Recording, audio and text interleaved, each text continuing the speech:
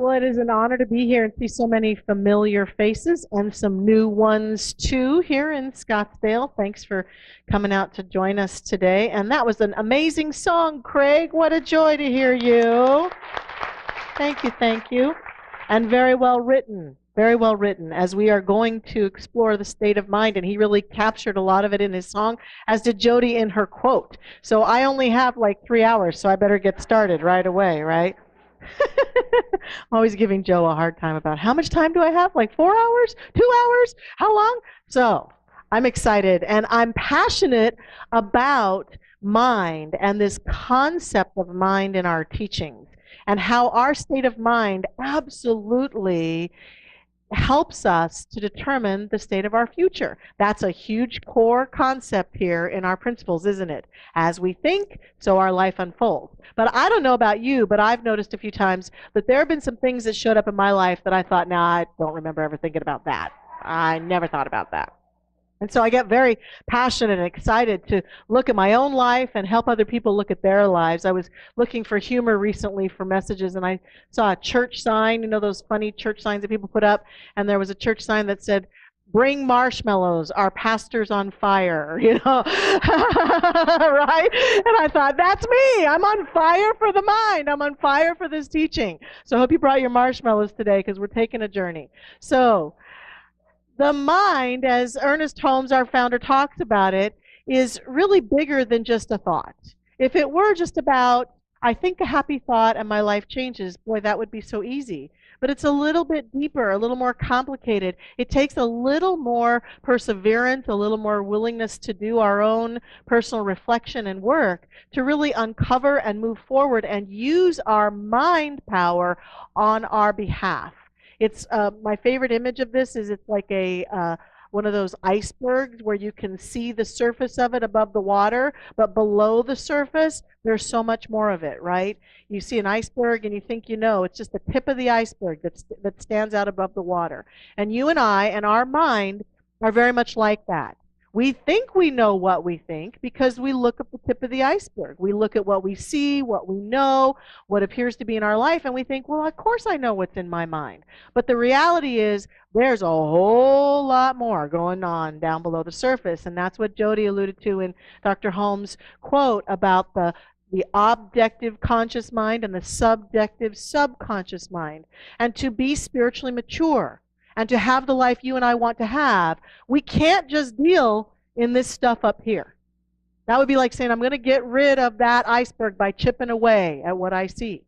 We all know that we've got to deal with what's below the surface, but that's where the majority of our resistance comes up, because we've got some beliefs or some ideas that that's not a good idea, or that means that we're mentally ill, or something's wrong with us. But the reality is 90% of what we think exists below the surface.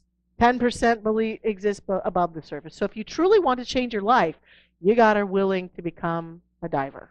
You got to be willing to dive deep into your soul, into your essence. Ernest Holmes says, here's another quote from him about mind. You are surrounded by universal mind, which is receptive. It receives the slightest impress of your thought. It is neutral. It receives any thought. Did you ever stop to consider the wind will sail a boat whichever way you set the rudder and tack? All mind is receptive, ready to act when acted upon. It is creative. It creates wherever it wants to. It is absolutely impersonal. So in considering this quote and these ideas, like Craig, I was reflecting on the state of mind a couple weeks ago, and our senior minister, Dr. Roger Teal, who just retired, he's a big advocate for acronyms, and all of a sudden an acronym popped into my awareness. So I'd like to bring that to us today in looking at our state of mind. The acronym MIND, right? So the first one for M, memories. Well, we have to understand that what lives within our mind includes our memories. Not of just some things, it's what we can recall consciously, everything.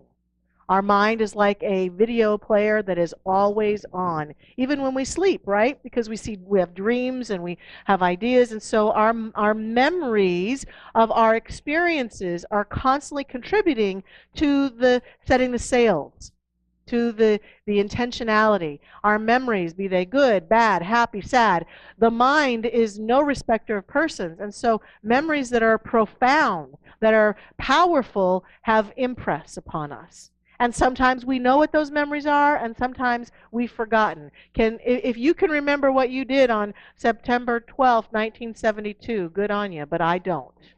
Not unless it was a special occasion. Like consciously, I don't remember, but some part of my mind does, right? If Joe were to hypnotize me, I bet you he could tell me what I did, and I'd probably be embarrassed by it. But it's at least by what I was wearing, you know. So our mind is constantly recording our memories. And so that's why sometimes we get into the presence of things and we get strange feelings. We think, God, I don't know what's coming up right now, but I'm feeling really strange. Or we get into our childhood home and we walk in and we have all this flood of memories. Or we get with our relatives, and even though we show up and think it's going to be different, you know, it's like family. Deepak Chopra says, if you want to know how really spiritual you are, go home for Thanksgiving, right? It's like all the old patterns just show themselves to us, because it can be difficult without a lot of good conscious and conscientious work to smooth those patterns out. So memories show up. I know that in Science of Mind, we don't necessarily teach that we believe in past life memories, but I know some of us do. Some of us believe that we've had previous existences. It's hard for me to believe that we believe ourselves as eternal beings, having always been and always shall be, that we haven't had experiences in other realms or dimensions, or our soul hasn't been other places. And who knows whether those memories come forth or not. Some of us believe that. Some of us have had profound experiences of that, but that can be a contributing factor. Here's one other really important contributing factor to memory. Our memory, the part of us that is the deep aspect of our memory, it remembers who we really are. So it's like this layer cake, right? It's this cake of, in the mind, memories of who I really am, the spiritual truth about me, who I have been throughout my entire existence, and who I am this lifetime and every experience I've had. So the memory alone, huge. That's just one letter. We've only gotten to one letter in the word mind. The next one is input. I for input. Not only do we remember everything that's happened to us, we remember everybody's input about what we should be doing and who we are and what we've been told, and every bit of criticism, every bit of support, every bit of input, every idea that people have said about us. And not only do we remember the input that's been told to us, we remember the input of the stories we've made about what people have told about us, or we think they've said about us. I know that I remember one time in high school meeting a friend, a person I was wanting to be friends with for the first time, and kind of being in class with her, and we were in science class, one of my worst subjects ever. And I was really focused on trying to get this science stuff. And when I met her for lunch, she said, I'm not sure we can be friends. And I said, why not? And she said, well, you kept giving me stink eye through that whole class. I don't think you like me at all. And I said, I was trying to do science, dude. You know, I mean, I was not thinking about you at all, right? But how many of us, someone looks at us a funny way or talks suddenly around us, and our whole story we made up is, they don't like me. They're saying something nasty about me. We have an impression about what everyone we know thinks about us, and we have to remember that it's not always true. Like a huge part of the secret to mastering input is don't believe everything your mind tells you, right? So input. In mind, the N word is needs. We have needs, don't we?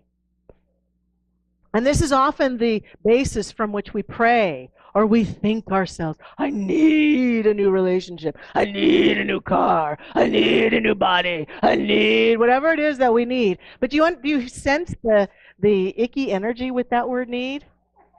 Because need often comes with attachment.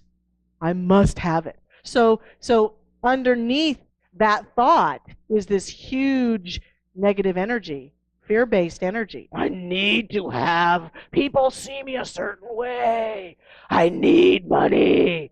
That desperation, it will not bring us what we want. So needs are important in this. The D in this acronym, desires. Now, desires are not good, bad, or indifferent. Desires are the things that we're moving around. They're a little lighter than needs because they sometimes arise from a deep aspect of us, even the part of us that knows what our gifts and talents are, the desires that we have for the world to be a better place, the desires we have for people to be more accepting and loving, the desires that we feel for things to be nice and wonderful and inclusive and joyful and peace-filled, as well as sometimes desires that rise up in us that are not so functional for us. I desire that drug or that alcohol or that sugar or that I have these desires that I think will help me feel connected somehow, will help me get something that I want, and it's a little different than needs in that there's not always a desperation about it, but there are different experiences of desires. There are desires that we have that can be more functional and supportive for us that arise out of a deeper aspect of us, and desires that we know don't really support us. And we've got to be able to know the difference and see them and know the difference. And so we have memory, input, needs, desires. And then undergirding it all is a virus. Yeah, it's a horrible virus.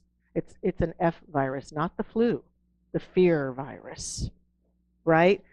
The world seems to be, and has been for a long time now, bent on infecting us all with the fear virus.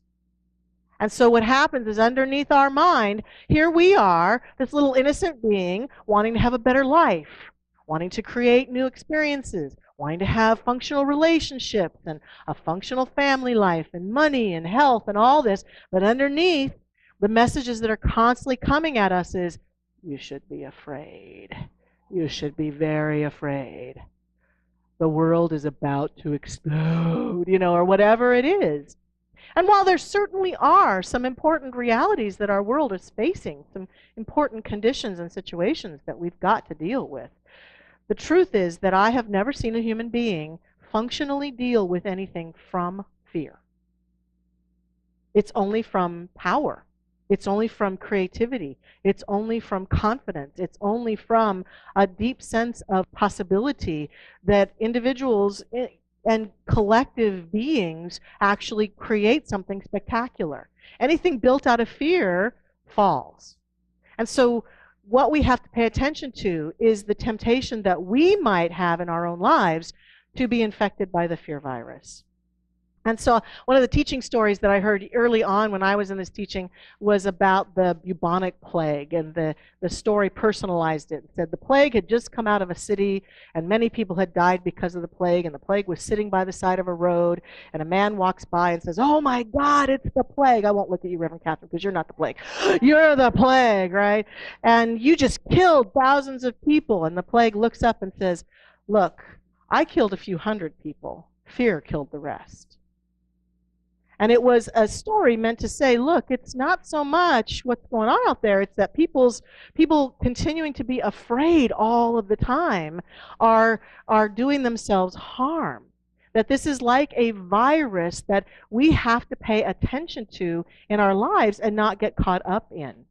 And I also know that, for example, if you go online to, say, a search engine like Google, and you want to find a relationship, and you put the word fear in, romantic relationship fear, what you're going to get in your search is every person who's ever been stalked, killed by their romantic partner, all sorts of stuff. So if you or I approach anything with fear on board, because of what Holmes says about the exact precision of the mind, we can't be surprised if what comes to us is fear-based. So we have to pay attention. We have to be willing. I believe that we have to build our mind then towards the positive. We have to consciously do that work. And in that regard, I know there's a lot of controversy, has been for a long time, about inoculations, but I believe we all need spiritual inoculations. That's what we're here for. We need spiritual inoculation to build our spiritual immune system. So in using the acronym that we've just talked about, I want to talk about what it would mean to take on the spiritual inoculation and build our mind up. So when it comes to the M, memories, what then we are challenged to do is to make every effort we can in our personal lives to deal with our memories, to do our personal work. We cannot believe for one moment that if we have a whole bunch of negative memories that bother us and pain and suffering and emotions from our life, that anything good will come of us just sweeping that under the carpet. Being like the girl in Gone with the Wind. Oh, fiddle-dee-dee, I'll just deal with that later. We cannot imagine that because in this experience of the mind, the entire mind matters. And so while we don't, Ernest Holmes said we don't need to necessarily go into every memory we have and deal with it. What I believe we as spiritually mature people have to do is do our work on the big rocks, if you will.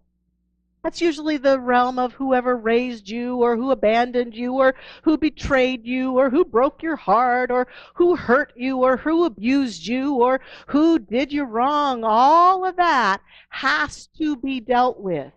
And it has to be dealt with by each one of us personally, powerfully. That's why Ernest Holmes was so quick to create the wonderful ecclesiastical office of practitioner, to say to us, look, everybody has that. And the thing that we have to remember about ourselves and others, everybody has this pain.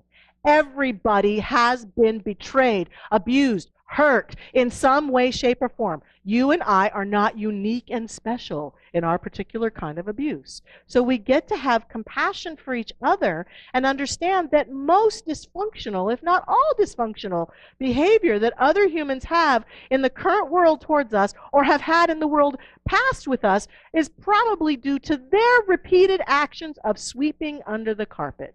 And you and I get to decide, is it going to end here? One of my very favorite lyrics is from a Melissa Etheridge song. She says, mothers, tell your children, be quick, you must be strong. Life is full of wonder. Love is never wrong. Remember what they taught you, how much of it was fear. Refuse to hand it down. The legacy stops here. Right? And my friends, whether we're mothers or fathers, as human beings in my generation, it's time for the legacy to stop. And the only way that happens is if we do our personal work, if we do the healing work of our memories. And I want to also remind us that consciousness, our consciousness contributes to the reality of our life in very unique and interesting ways. Sometimes it is out of these unhealed pockets of experience we've had. In other words, I don't get the luxury of hating my body all my life and then having health. I don't get the luxury of constantly believing that I'm unworthy and unlovable and then having someone just love me all the time. I don't get the luxury of believing I'm not good enough and I have no skill and then saying, will you please hire me for a job? We don't get that luxury. At some point, we got to clear that stuff out in order to have what we want. So that's part of it. But sometimes people say, well, this negative thing is happening because I thought a negative thought. I'm a horrible, bad person, and we lob all this shame on ourselves because we've had a negative idea about ourselves. Again, we get to remember with compassion, everyone has pockets of stuff to deal with. I am that, you are that, we all have that. And there's something else that I've been observing in human beings. That part of memory within us is God seeking expression through us. It needs us to clear the resistance that we have to being God in action. And sometimes that resistance has to do with where we've been thinking way too small. And it's not necessarily that we had a negative thought or our consciousness is bad or we're a bad person or horrible person. It can sometimes be that life seeks its full expression through you and me. And it's through walking forward on the path and saying, I choose to be fully God in form, and bumping into the places where I still don't believe that about myself, and smoothing that energy out so that I can continue to walk triumphantly forward. So sometimes it's about that kind of memory. God remembering itself as you and as me, saying, come on, baby, get going.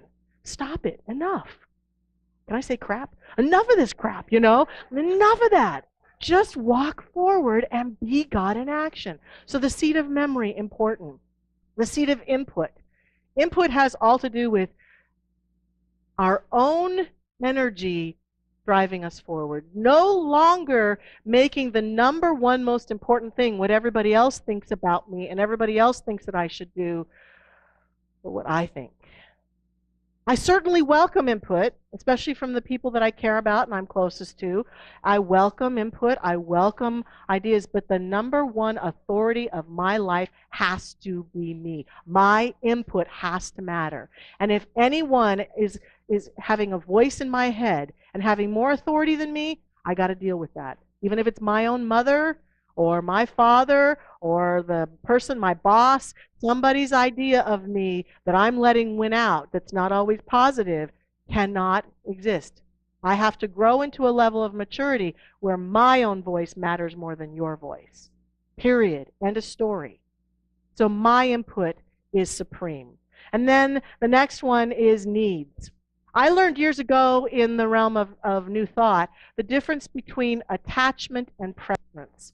Certainly, I have a preference for good days versus bad. I have a preference for more money rather than less. I have a preference for health versus pain, for myself and all the world.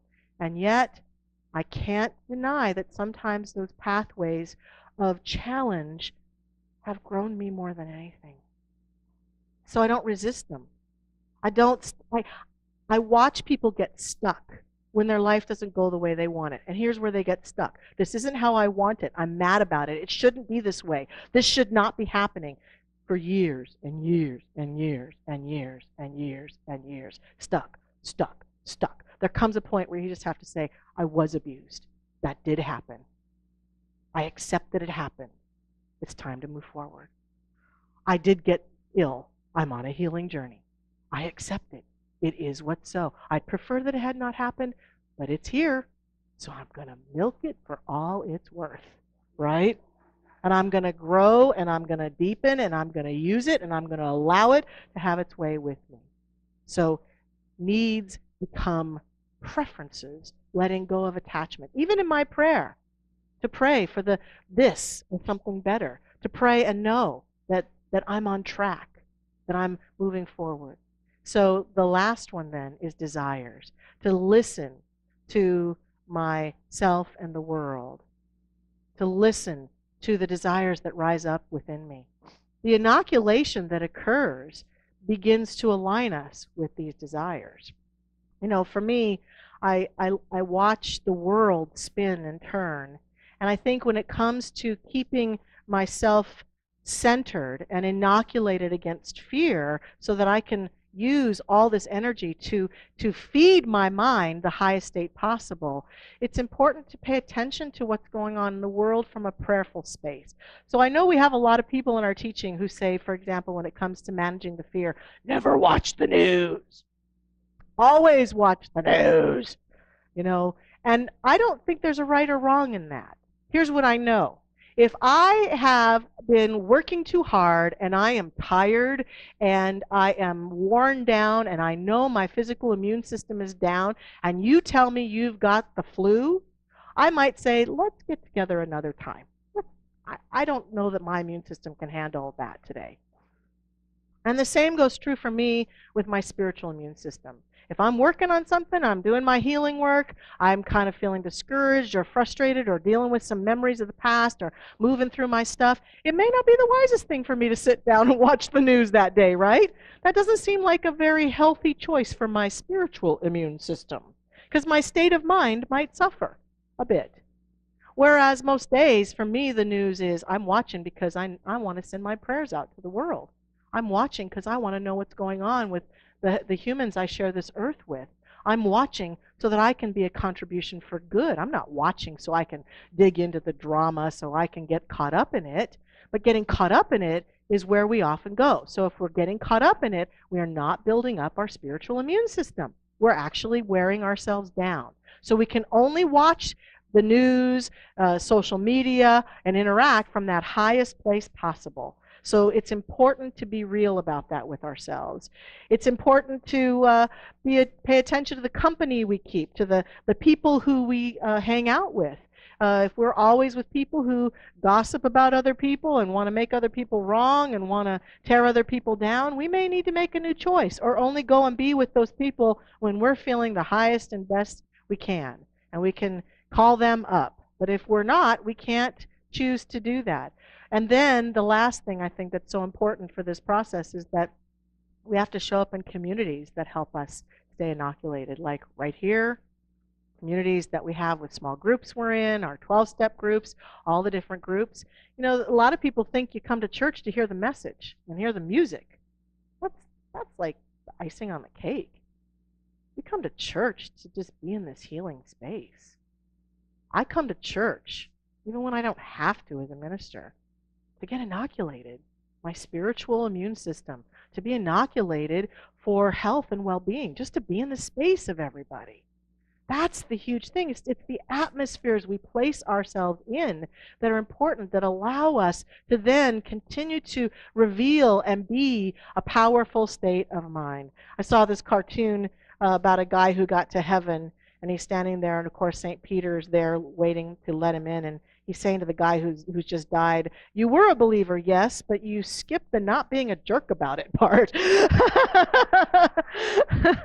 And I think that's important. We don't come here so we can go out into the world and proselytize to other people. Our teaching is not about that. We come here to support our state of mind. We come to church. We come into spiritual community. We come into healing community. We go to small groups to do our healing work, to get inoculated such that our spiritual immune system can make us strong beings in our own life and strong citizens who can walk forward and face the challenges that we face together on our planet right now. Get inoculated every chance we can so that our mind grows stronger and heals. And with that, I invite us into prayer. Just take a deep breath with me. And indeed, every time we pray or allow ourselves to be prayed for, it's like we are saying yes to the healing of the mind, to the letting go, to recognizing that it is a state of mind, that the infinite light and love that is represented in that state of mind is everywhere present, in, through, and as all of creation. It is the all that is. It is the source. It is the life that pours through everything and everyone. And right here and right now, it is pouring through each one of us. It is pouring through this beloved community and this moment that we share. It is the very fabric and fiber of our being. And here now, we tend to our mind in powerful and profound ways by allowing ourselves to feel the healing energy that is right here in this very room, that is right here in this very place, to feel the deep desire within us that is calling us towards our greater good, calling us towards healing and wholeness, calling us towards peace and well-being and love and light. That memory, that input, that desire is always at the core of our being, and indeed that need. And so we allow it to have its way with us now in this prayer by inside of us just saying yes. Yes to wholeness. Yes to healing. Yes to knowing exactly the path that will most serve us best in walking forward with a powerful state of mind, state of being, state, period. And knowing that as we do this, not only do we strengthen our own individual path, but we become a contribution of love and light to the world that makes a powerful difference, that contributes in ways that uplift and support and allow the good that God is to continue to be revealed through us, in us, and as us. And so with great joy, I accept and affirm that this is the truth of each one of us now, in this moment, in every moment that we walk forward from this place. Love has its way with us. Mind has its way with us, and it is good. So very good. And I am grateful for each of us and the ways in which we tend to our own mind and become a powerful contribution to life. I release this word now into the action of that universal law that does that work. I let it go in faith and trust. It is done. We let it be. And together we say, and so it is.